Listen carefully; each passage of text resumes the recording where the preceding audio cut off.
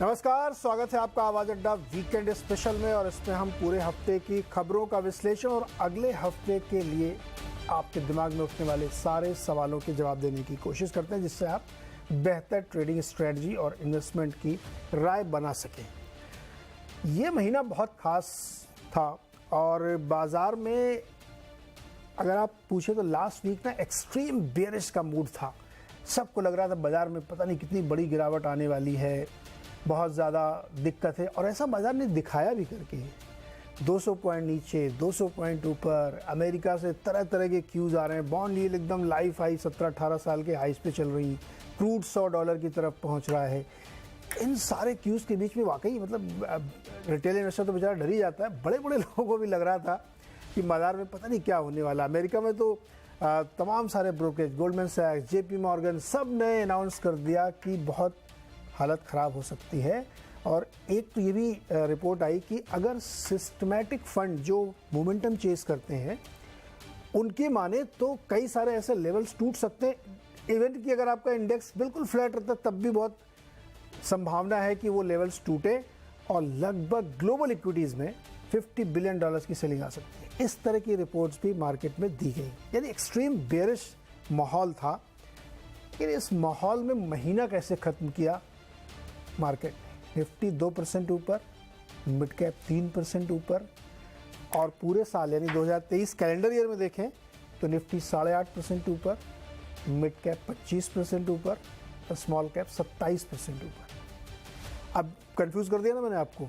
अब इसी को आज डिकोड करना है कि दरअसल मार्केट में चल क्या रहा है, इतना कन्फ्यूजन क्यों है। खाली एफआई बेच रहे इसलिए हमें डरना चाहिए, यूएस में बॉन्ड यील्ड बढ़ गई बहुत डरना चाहिए, क्या हो सकता है? इन सब चीज़ों को आज हम डिकोड करेंगे और यही सारे हमारे आज के सवाल भी हैं जिन पे हम बातचीत करेंगे कि मिड कैप में क्या। अच्छा, एक और बड़ी इंटरेस्टिंग बात, आईटी और बैंक नहीं चल रहे हैं तो बाजार कैसे चलेगा? सबसे ज़्यादा वेटेज तो नहीं का है, तो मार्केट चलेगा कैसे? इंटरेस्टिंग पॉइंट्स है ना। इन सब पे बातचीत होगी और मेरे साथ जो मेहमान है आज बातचीत करने के लिए उसमें आपका परिचय करा देता हूँ। सुनील सुब्रमण्यम सर हमारे साथ हैं, managing director and CEO Sundaram mutual fund के। अभिषेक अग्रवाल जी हैं, मैनेजिंग पार्टनर रॉकस्टार कैपिटल के। सोमनाथ मुखर्जी हैं, CIO ASK प्राइवेट वेल्थ के। सोमनाथ जी पहली बार आए। सोमनाथ जी बहुत बहुत स्वागत है आपको और बहुत मज़ा आने वाला है आज आपको इस डिबेट में। साथ ही जसप्रीत सिंह अरोड़ा जी हैं, CIO रिसर्च एंड रैंकिंग के। आप सबका सर बहुत बहुत स्वागत है। सुनील जी, क्या हो रहा है मार्केट में? मैं तो बहुत कंफ्यूज हूँ। 200 पॉइंट ऊपर, 200 पॉइंट नीचे, 200, ये क्या है? ये ऐसे थोड़ी बाजार होता है। समझाइए क्या चल रहा है। बात यह है कि हमारे मार्केट में FIIs की फ्लोज तेल की दाम के बढ़त के कारण और फेड के एक बहुत मैं कहूंगा नेगेटिव स्टेटमेंट मार्केट की तरफ से कि रेट कट सामने नहीं दिख रहा है, रेट पर रेट पॉज दिख रहा है।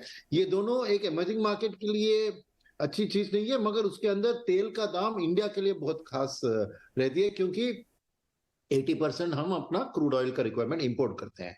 तो इसलिए पूरे सितंबर महीने में आपने देखा कि FIIs की बिल्कुल बिक्री हो रही थी और नेचुरली प्राइसेस के ऊपर उसका दबाव आ रहा था।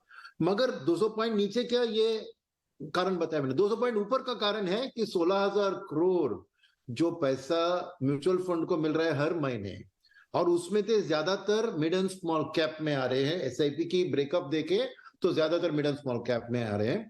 तो जब FIIs बेचते हैं तो लार्ज कैप ही ज्यादा बेचते हैं ना, और यहाँ पे म्यूचुअल फंड वाले पैसा जो आता है वो मिड एंड स्मॉल कैप में आ रहा है। तो लार्ज कैप में इमीडिएटली खरीदारी करने के लिए नेट लार्ज कैप सेगमेंट में फ्लोस नेगेटिव है।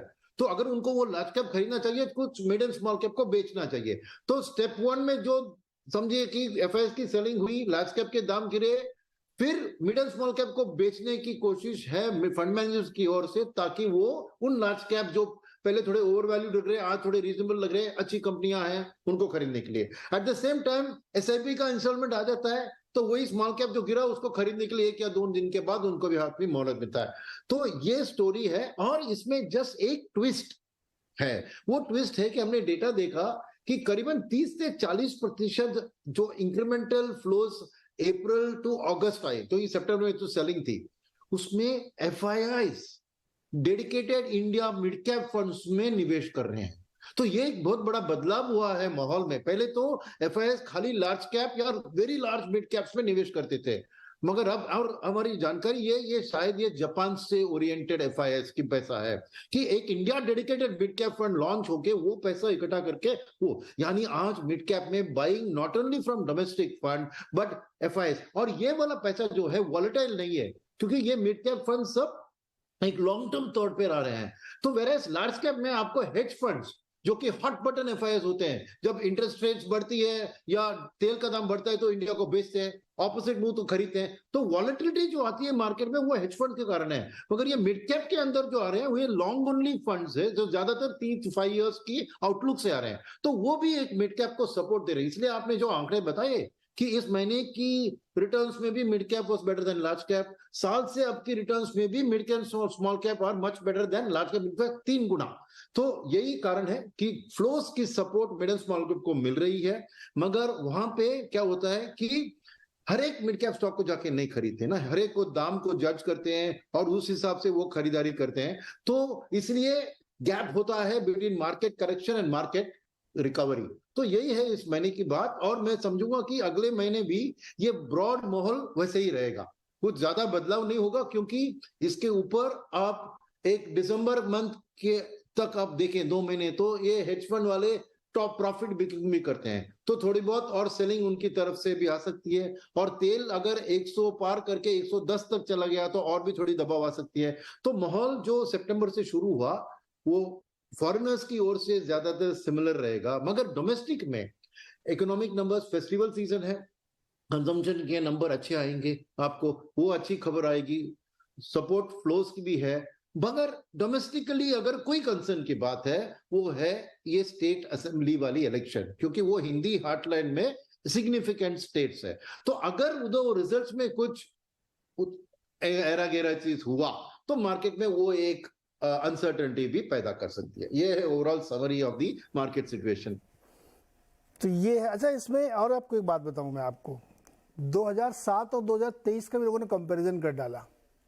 हाँ, वो कंपैरिजन ये बताता है कि 2007 में भी क्रूड का दाम $90 के पास था, यूएस ट्रेजरी 4.5% थी 10 साल वाली, भारत के 10 साल वाले बॉन्ड 7.8 थे, आज से थोड़ा सा ज़्यादा।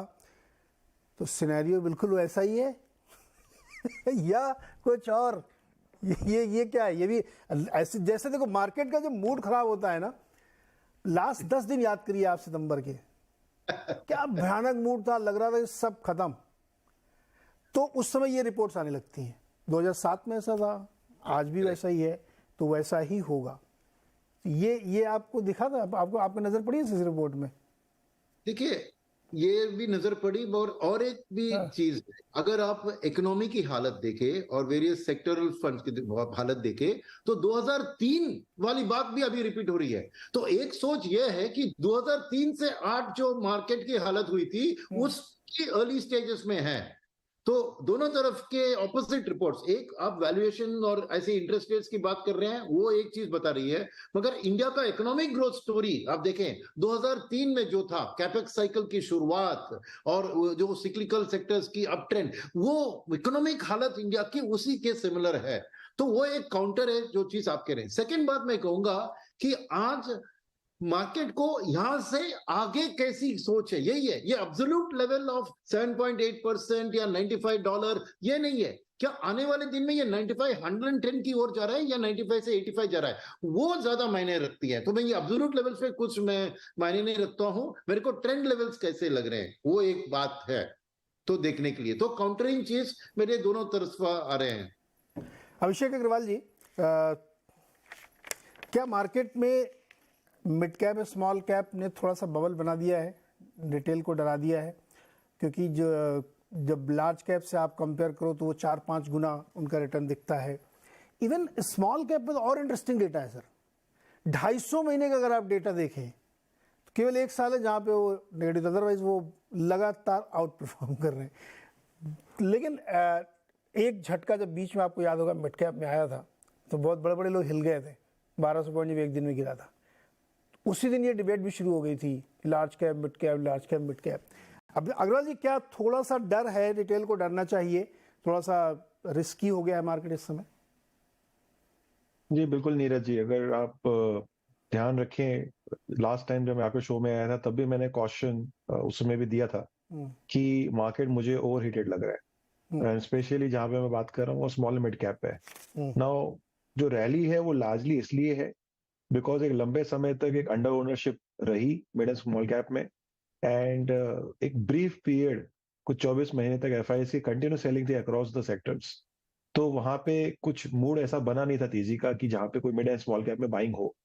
पर जैसे ये रिवर्स हुआ, specially from the April first onwards in 2023, और अभी लास्ट हम 5 महीने 6 महीने की तेजी देख रहे हैं, तो वहां पे एफआईआई का जब रुख बना, जो एक पैसा हम देख रहे हैं कंटिन्यूसली इनफ्लोस, वहां पे एक रुझान स्मॉल एंड मिड कैप की तरफ भी गया।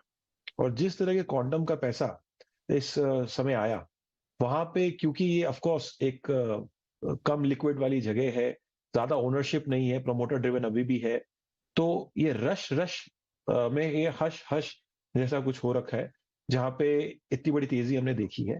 बट ये सस्टेनेबल है क्या? मेरे भी रिजर्वेशंस हैं।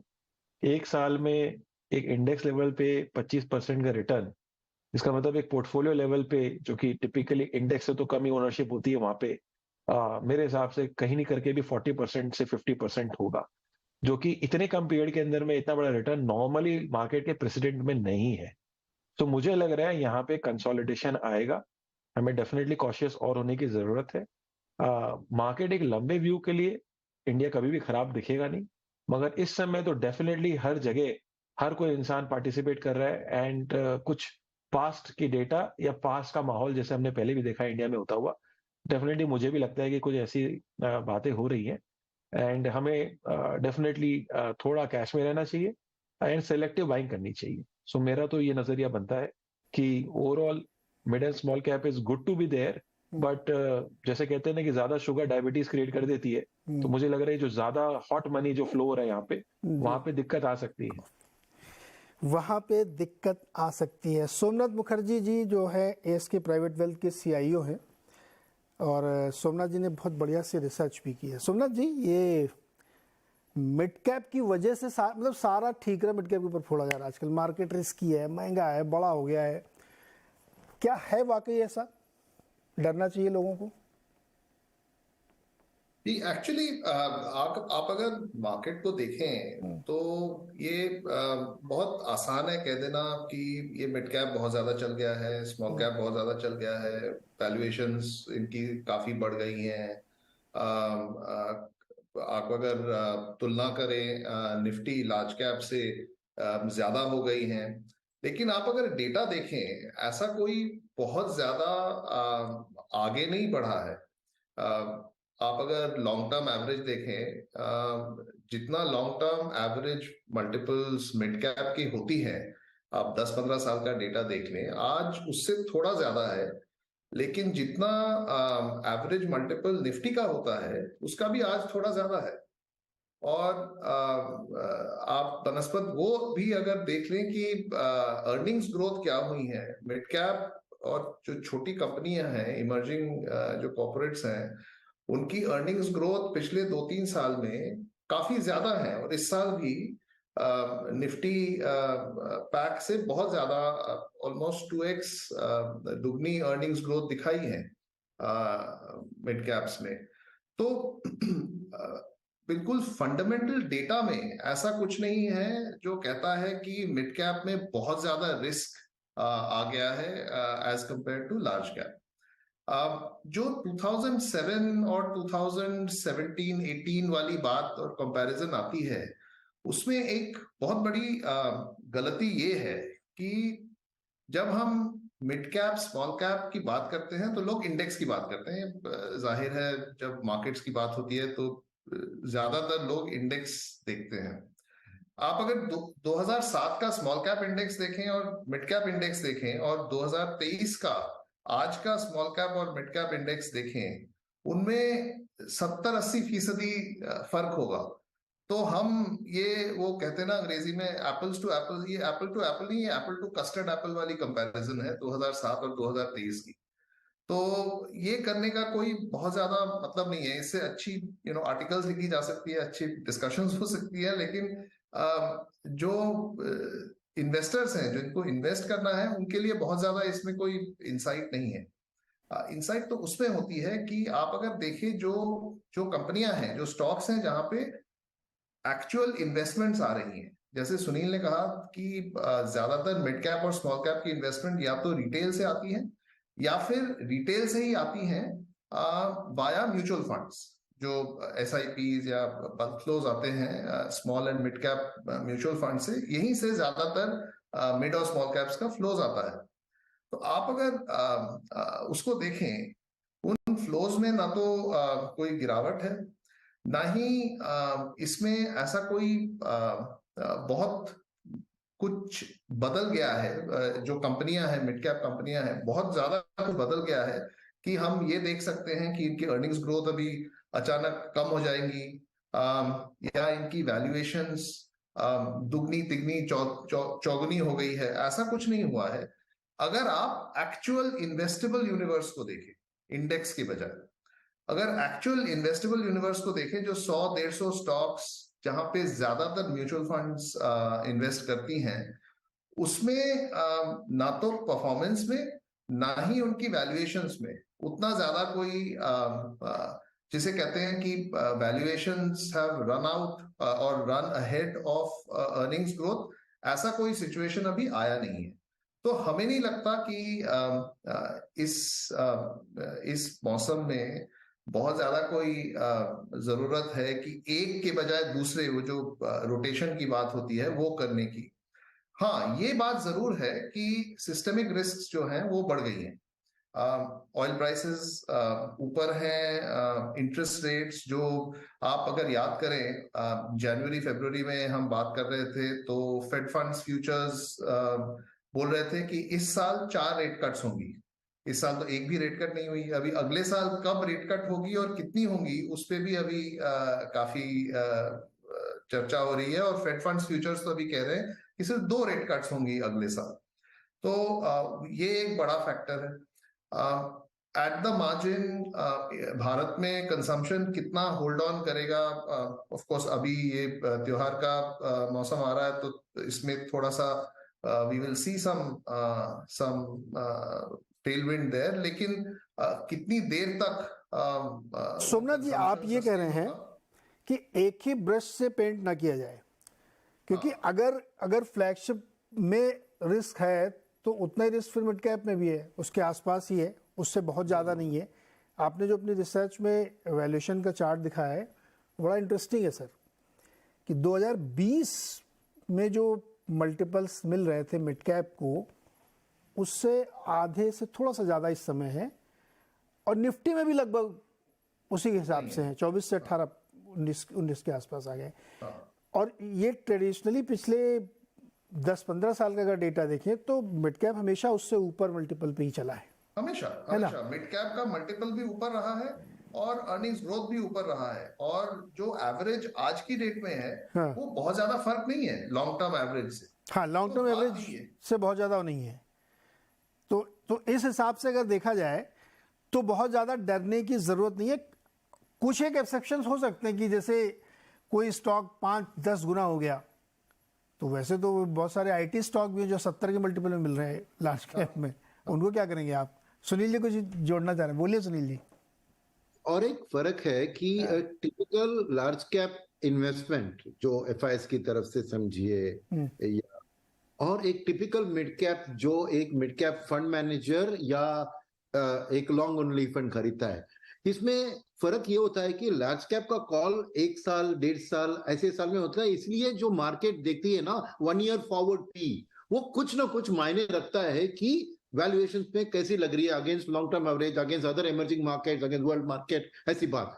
मगर मिड कैप में जो फंड मैनेजर खरीदते हैं, मैं रिटेल इन्वेस्टर्स की बात नहीं कर रहा हूं, फंड मैनेजर जब मिड एंड स्मॉल कैप में खरीदते हैं ना, वो FY27 FY28 की अर्निंग्स को डिस्काउंट करके उस स्टॉक को खरीद रहे हैं, क्योंकि वो 3 to 5 ईयर होल्डिंग में देख रहे हैं। उसको ये 1 साल ये trailing P 1 year forward P देख के थोड़ी कोई स्टॉक खरीदता है। जब मैं फंड मैनेजर में जाके खरीद रहा हूं, मैं उसका एक 4 to 5 ईयर का कैश फ्लो का प्रोजेक्शन करके फिर डिस्काउंटेड कैश फ्लो में देखता हूं कि क्या आज वैल्यू है, compare to the net present value of the cash flows. तो मेरे लिए वो मायने रखता है। तो मेरे पोर्टफोलियो में मैं FY 27-28 के हिसाब से देख रहा हूं कि ये स्टॉक खरीदने से मेरे को फायदा होता है कि नहीं। चाहे एक साल में वो न दिखे, और क्यों नहीं दिखेगा एक साल में, क्योंकि ये हाई ऑपरेटिंग लिवरेज और हाई फाइनेंशियल लिवरेज कंपनीज होती है, क्योंकि उनकी तरफ एक उनका ऑपरेटिंग कॉस्ट भी हाई होता है, फिक्स कॉस्ट ज्यादा होता है जैसे सैलरीज, सेकंड उनकी इंटरेस्ट और डिप्रिसिएशन भी बहुत ज्यादा होते हैं कंपेयर टू लार्ज कैप। तो क्या होता है कि 10% drop in sales will lead to 40% drop in bottom line profit, where a 10% increase in sales will lead to 40% increase in EPS। और मार्केट कभी भी वो EPS ग्रोथ को सही नहीं पकड़ती है, क्योंकि ये सब एक जो कहते हैं ना जे शेप रिकवरी वो होता है। तो मेरे ख्याल में फंड मैनेजर के थ्रू जो स्टॉक्स की बाइंग हो रही है वो फ्यूचर क्वालिटी और एक्सपेक्टेशन ऑफ ये सुनील सर बहुत इंटरेस्टिंग मार्केट है इस समय, इसीलिए हम आप जैसे विद्वानों से हम लोग मार्केट समझने की कोशिश कर रहे हैं, और इसमें हर नज़रिए से इसको देखना चाहिए। मैं एग्जांपल से रख रहा हूँ, ये मैं सिर्फ बोलूँगा और इस पर आप लोगों को कोई व्यू नहीं है। जैसे आप देखिए कि ब्लू स्टार नाम की कंपनी अपना QIP लेके आई, QIP के दिन स्टॉक 10% ऊपर गया। जनरली QIP के दिन स्टॉक इतना रनअप नहीं करता, जबकि डिस्काउंट हुआ। 1000 करोड़ उन्होंने जुटाए और स्टॉक ने मार्केट ने उसको बहुत अच्छे से अप्रिशिएट किया। बहुत बड़ा स्टॉक है मारुति, वो चलता चला जा रहा, ऐसा थोड़ी रिकॉर्ड तोड़ गाड़ियाँ बिक रही हैं, मंथली नंबर में ऐसा कुछ नहीं दिख रहा है। लेकिन शायद मार्केट एक जो स्ट्रक्चरल चेंज आ रही है इकोनॉमी में उसको डिस्काउंट करने की कोशिश कर रहा है, जो जिसको कि रीड करने की जरूरत है। मिड कैप में भी वही हो रहा है, लार्ज कैप में भी वही हो रहा है, स्मॉल कैप में भी बहुत सारी ऐसी कंपनीज हैं जो बड़े बड़े ऐसे काम कर रही हैं कि आप अगले 5 साल के लिए अपना जो आपको एक्सपेंशन के लिए कैपिटल चाहिए वो आप आज जुटा ले रहे हैं, तो मार्केट उसको शायद रिवार्ड कर रहा होगा। लेकिन Jaspreet sir, bearish, extreme bearish, bullish, extreme bullish या न्यूट्रल, क्या है आप इस समय? Good evening everyone.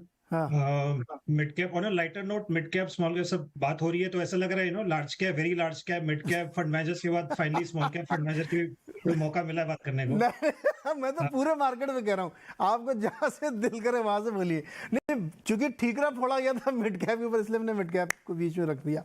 आप बताइए। बहुत इंटरेस्टिंग था सुनील जी ने, इतने मुझे ऐसा लग रहा था कुछ छोड़ तो दे सुनील जी हमारे लिए भी कुछ बोलने के लिए, बट इतना अच्छे से उन्होंने कैप्चर किया सारा।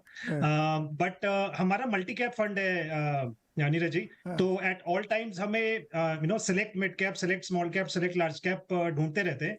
बट इस समय डेफिनेटली स्मॉल कैप या वेरी स्मॉल कैप जो थोड़े छोटे स्मॉल कैप्स है उसमें इंक्रीमेंटल एक्सपोजर हम कम कर रहे हैं, लार्ज कैप मिड कैप में ही ज्यादा रख रहे हैं। उसका रीजन भी सिंपल है कि करंट ईयर FY 24 में आप EPS का P देखेंगे तो लगभग 20 टाइम्स आता है, अगले साल का देखेंगे 18 टाइम्स आता है। FY 25 बहुत कंफर्टेबल लेवल है, बहुत ज्यादा इसमें कोई खोने को नहीं है, right. Margin of safety relatively high. Mid cap में देखेंगे again relatively compare to historical averages देखेंगे, प्रीमियम टू लार्ज कैप देखेंगे, बहुत ज्यादा कोई ऐसा नहीं है, दिक्कत नहीं है उसमें।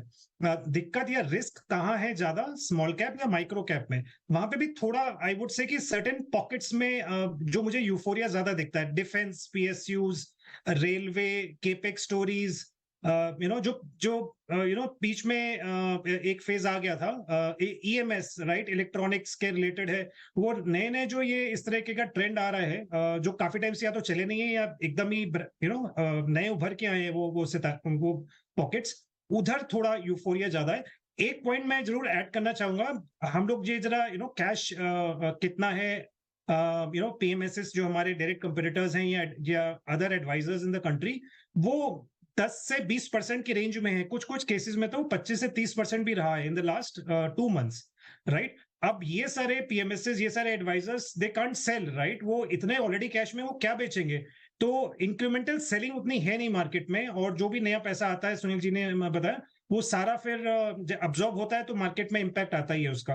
तो और अभी हम लोग रिसेंटली हमने कॉन्फ्रेंस अटेंड किए, अरिहंत ब्रोकर्स उन्होंने रेंज की थी लास्ट 3 दिन में, स्मॉल एंड मिड कैप्स की ही कंपनी आई थी, और द अमाउंट ऑफ अटेंशन उसमें जो उनको डिमांड है, जितना लोगों को एक्साइटमेंट है अभी भी, right, even though small and mid cap के अराउंड इतना थोड़ा सा अलर्टनेस काफी आ रही है इन द लास्ट 1 month कि क्या वो थोड़ा संभल के चलना चाहिए, उसके बावजूद बहुत ज्यादा डिमांड है। तो नो डाउट जो भी थोड़ा 2, 4, 5 साल का व्यू ले रहे हैं और स्मॉल एंड मिड कैप का रिस्क रखते हैं, मार्केट रिवॉर्ड कर रही है। और मुझे लगता नहीं है बहुत ज्यादा इसमें डरने की जरूरत है, एज लॉन्ग एज वो क्वालिटी है, long term fundamental drivers driven है, अर्निंग्स ग्रोथ ड्रिवन है, और थोड़ा सा बस वो पी को बस थोड़ा संभाल के चलना चाहिए। वो हम लोग बात करते हैं वो 40 टू 50 पी आजकल लोग बहुत इजीली मतलब ऐसे बात करके दे देते हैं ऑन अ टारगेट बेसिस कि ये तो मिल ही सकता है। तो वो कहीं कहीं वो जस्टिफाइड है, कहीं कहीं वो थोड़ा नहीं है। वो ग्रोथ में जरूर देख ले, हम लोग को पीईजी देखते हैं, price to earnings to growth. तो अगर 40 पीए और साथ में अर्निंग्स ग्रोथ अगर 30 नहीं है, केवल 10, 15, 20% है, तो थोड़ा हमें वो we take a back seat. तो quality combined with earnings growth which is in the range of let's say 25 to 40, sir Jasprit अगर सर, वैसा है तो क्वालिटी तो हम लोग उस दिन पता करेंगे जिस दिन मार्केट नीचे आएगा। क्वालिटी तो अभी तो मतलब इवन आप देखिए कोई ऐसी थीम बची है क्या? मैं तो ढूंढ रहा हूँ कि कौन सा सेक्टर नहीं चला है। सारे सेक्टर्स में कोई न कोई स्टोरी है या कोई न कोई इसमें थीम। ऐसा नहीं कि सब फर्जी है, सब में कुछ ना कुछ हुआ है, और उनमें मल्टीपल्स में स्टॉक चले, एक्स टाइम्स में, परसेंटेज में नहीं, एक्स टाइम्स में 3 गुना 4 गुना 5 गुना सब में है। फॉर एग्जांपल पावर में देखिए आप, क्या धुआंधार रैली चल रही है।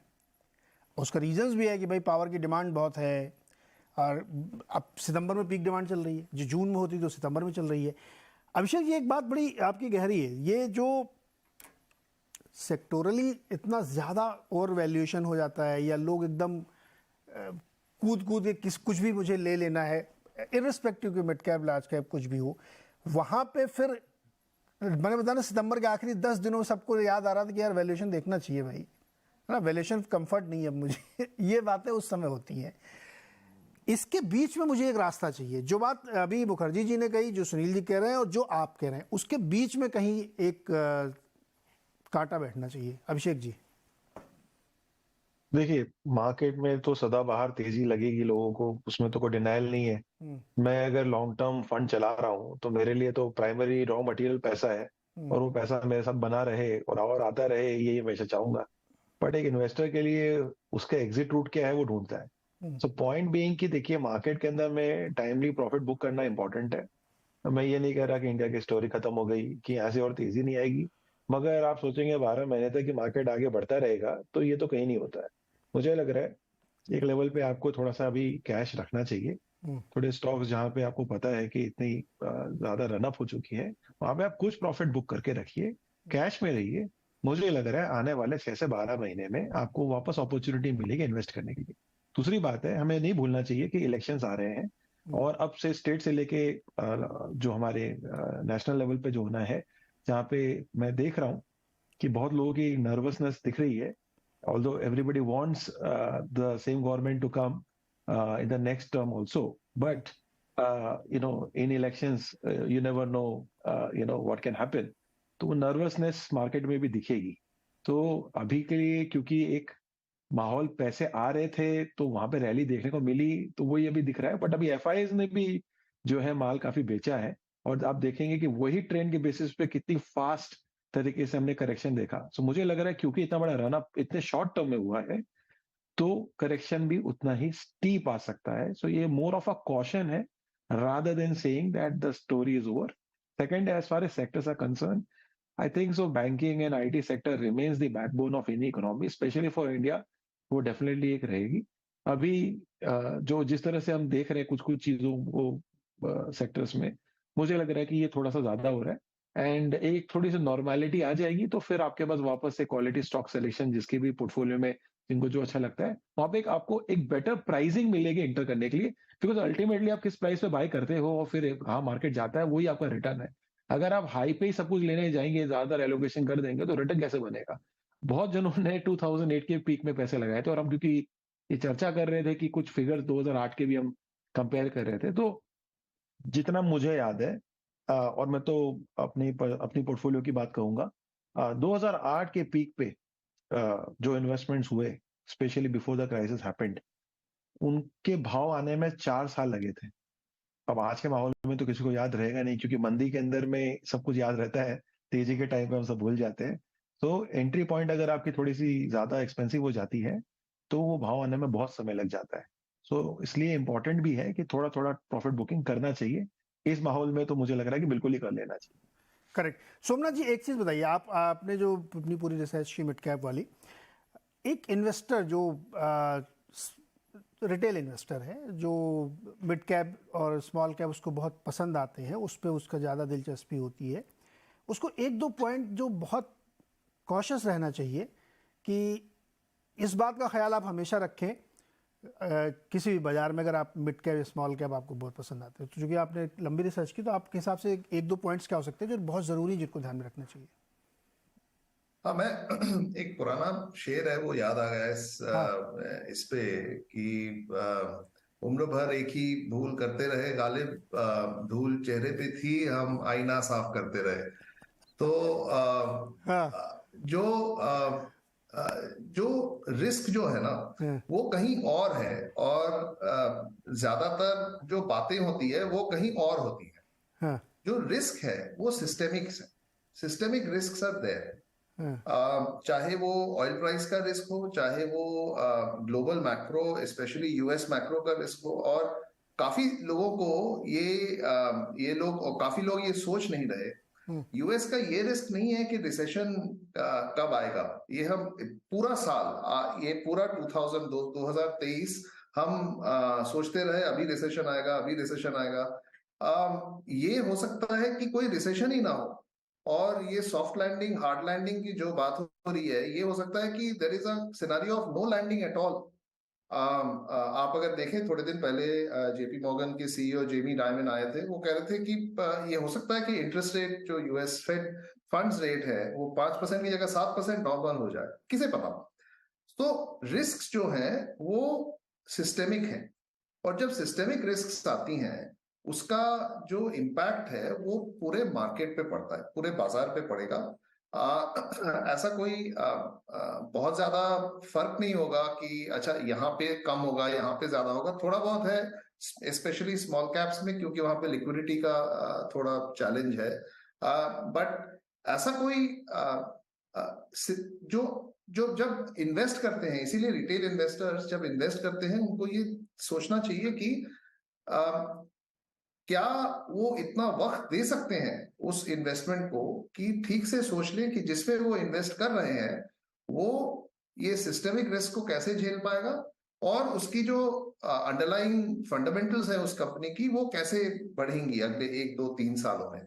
अगर वो इतना वक्त उस पर दे सकते हैं तभी वो डायरेक्टली करें, वरना रिटेल के लिए सबसे अच्छा म्यूचुअल फंड या कोई पीएमएस या ऐसा कोई फंड से करना जरूरी है, क्योंकि फिर वहां पे लोग बैठे हैं जिनका काम है दिन भर यही करना।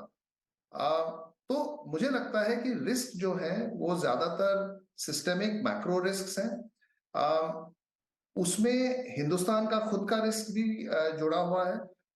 There is a lot of complacency around कि हमारा जीडीपी ग्रोथ 7-8% होता रहेगा, हमारा कंजम्पशन ग्रोथ ऐसा बढ़ता रहेगा। मुझे नहीं लगता इतना आसानी से होगा।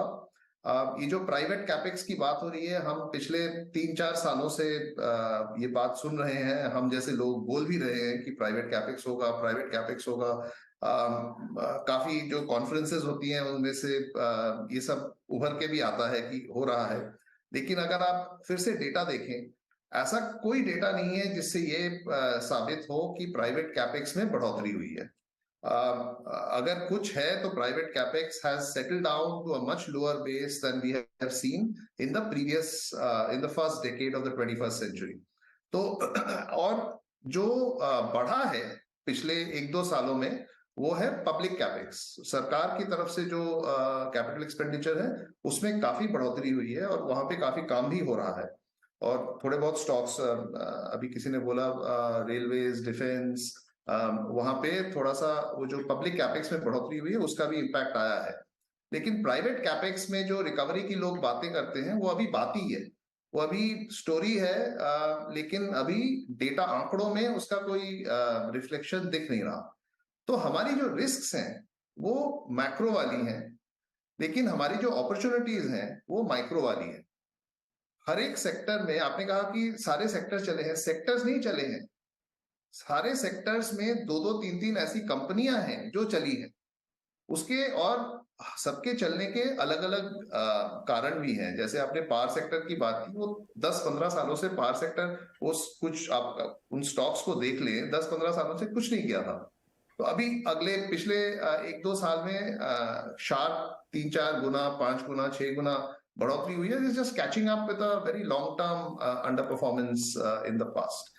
तो हर एक सेक्टर में कुछ कंपनियां हैं जो जिन्होंने अच्छी की हैं, और कुछ नई कंपनियां भी आ रही हैं, लिस्ट हो रही है मार्केट में, उनमें से कुछ अच्छी भी हैं। तो हमारी अपॉर्चुनिटीज माइक्रो हैं, हमारे रिस्क्स मैक्रो हैं। सो इन्वेस्टमेंट जो करता है उनको ये समझना पड़ेगा और इसको लेके आगे बढ़ना पड़ेगा। और आखिरी बात, एक अभी अभिषेक ने बोला on entry price, very important. Professional जो मनी मैनेजर्स हैं हमारे लिए बहुत इंपॉर्टेंट है वो दिमाग में रखना। लेकिन एक रिटेल इन्वेस्टर के लिए मैं ये कह दूं कि टाइमिंग से बहुत ज्यादा फर्क नहीं पड़ता। अंग्रेजी में कहते हैं it's not timing the market but time in the market that is important. तो अगर आप अगर 20-25 साल का निफ्टी या किसी भी इंडेक्स का ट्रैक रिकॉर्ड देख ले जी, अगर आपकी टाइमिंग सबसे खराब हुई है तो आप 2004 में आए हैं, आप 2008 में आए हैं, 2000 में आए हैं, फिर भी आपका अगर होल्डिंग पीरियड 5-6 साल रहा है, आपकी रिटर्न्स खराब नहीं हुई है। सो रिटेल इन्वेस्टर के लिए तो he should have patience in the market. तो बिल्कुल सोमनाथ जी, जो है सबसे बुरा दिन और सबसे अच्छा दिन अगर आपने मिस कर दिया है तो रिटर्न गड़बड़ा जाएगा आपका। ये बेसिकली इसका मतलब ये है।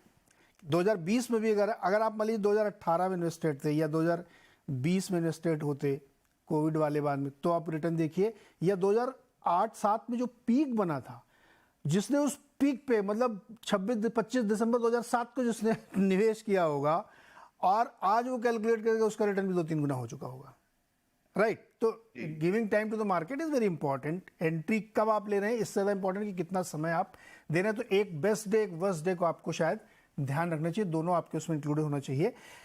सेक्टोरली सर इसमें हुआ क्या है, दरअसल जैसे आप पावर में देखिए तो हर सेक्टर में 10-20 कंपनियां रिप्रेजेंटेटिव होती है। वैसे तो 6000 कंपनी लिस्टेड है, उसमें से 10-20, 25-30 जो होती है जिनके नाम आम फहम होते हैं। इस बार ऐसा हुआ है जो मैं देख रहा हूं कि वो किसी भी सेक्टर में जाइए वो 10-20 चले हुए हैं, सब में मतलब ऐसी। इवन आप देखिए जैसे कोई स्मार्ट मीटर की खबर आई, उस सेक्टर के जितने नाम आपको याद आ रहे होंगे आप उठा के देखिए 4 गुना हो चुके हैं। पता नहीं ऐसा क्या दुनिया में बदल जाएगा उनकी लाइफ में, लेकिन ऐसा हो रहा है। एनीवे, खैर ये एक बहुत इंटरेस्टिंग डिस्कशन, ये चर्चा थी कि मार्केट में सिस्टमिक रिस्क है, यानी कोरोना आएगा तो फिर क्या आ रही, अमीर क्या गरीब क्या मंत्री क्या संतरी, सबके ऊपर असर पड़ेगा। यही है ना सिस्टमिक रिस्क। तो उससे डरना चाहिए रादर कि आपको छोटी छोटी चीज़ों से। एक छोटा सा मैं ब्रेक लेता हूँ, ब्रेक से लौट के आएंगे तो मेरा एक सवाल है, इसका मुझे जवाब चाहिए कि बैंक और IT सेक्टर बिल्कुल नहीं चल रहे हैं तो मार्केट कैसे चलेगा। छोटे से ब्रेक के बाद आपका, और आज वीकेंड मार्केट अड्डा में चर्चा हो रही कि मार्केट में दरअसल हो क्या रहा है और किस तरीके से अप्रोच किया जाए। तो उसमें mid cap, small cap, large cap, तमाम चीज़ें आई हैं।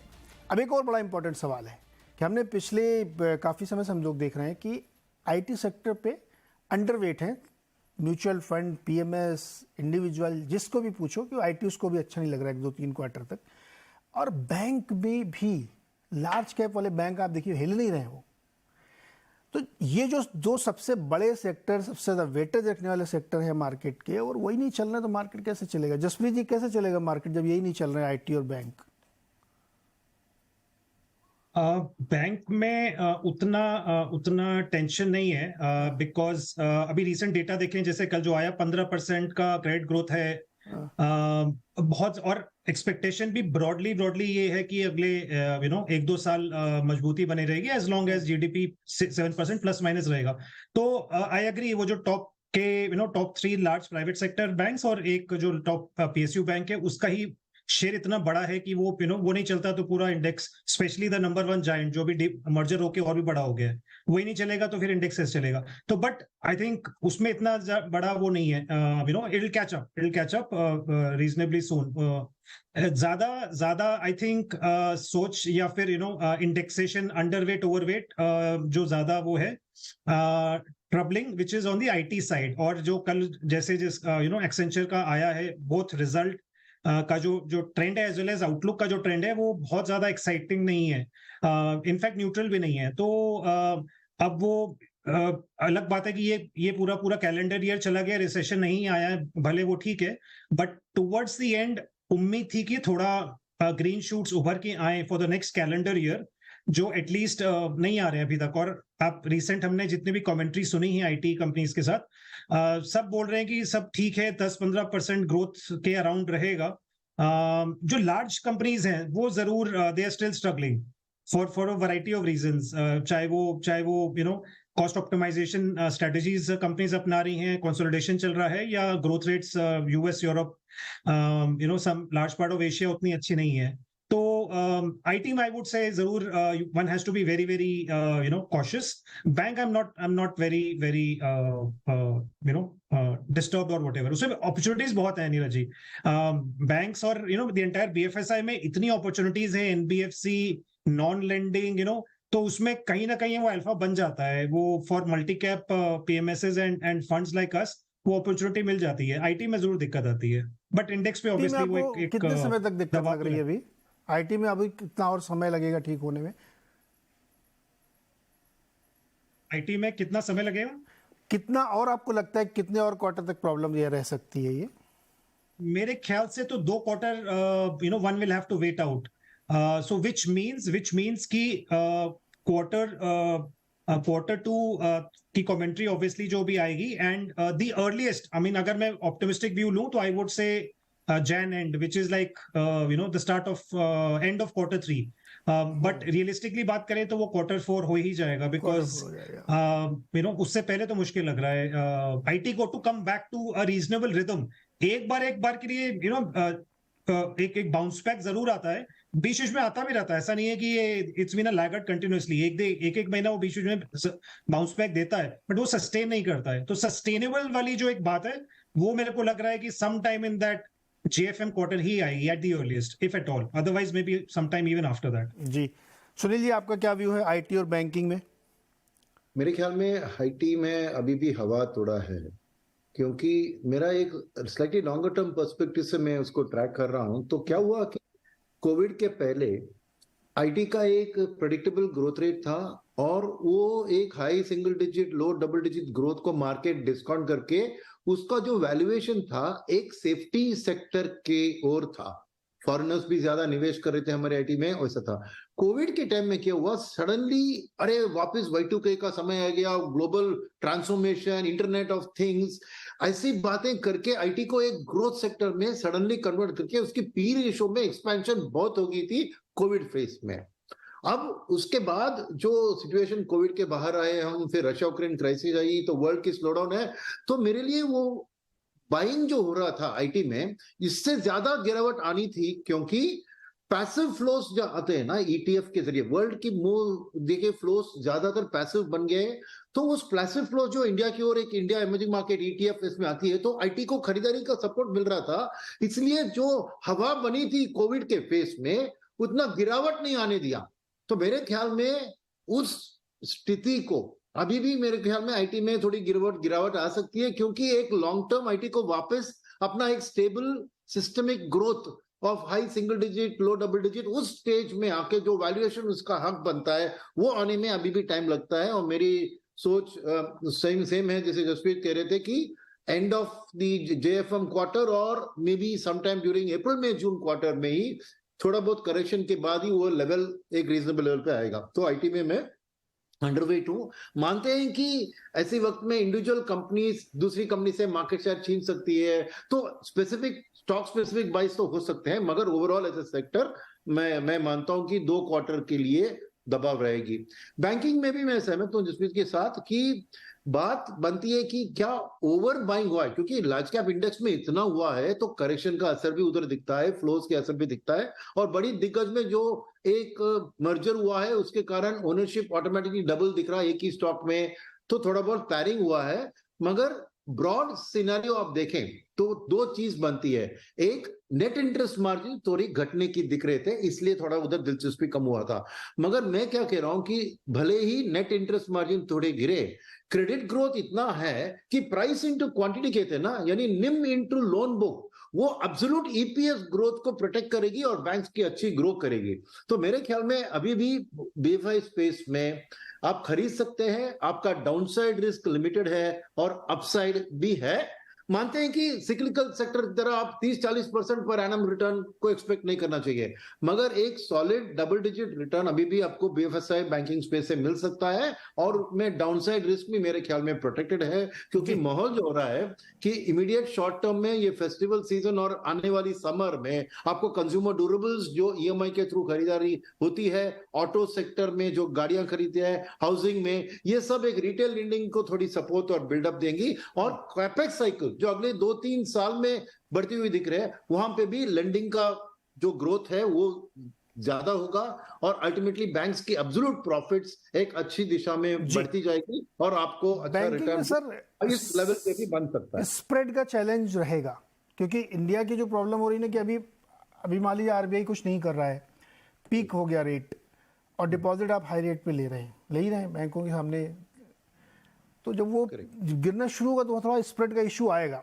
तो कैपिटल प्रोटेक्शन तो डेफिनेटली रहेगी, पैसा कितना बनेगा बैंकिंग में, बल्कि जो एनबीएफसी या माइक्रो फाइनेंस है वहाँ बहुत पैसा बनने की संभावना है, वहाँ पे चूंकि क्रेडिट कॉस्ट बहुत नीचे है, तो मैं भी खैर उसमें देखते हैं। अग्रवाल साहब, आप क्या आईटी और बैंक में अपॉर्चुनिटी देख रहे हैं?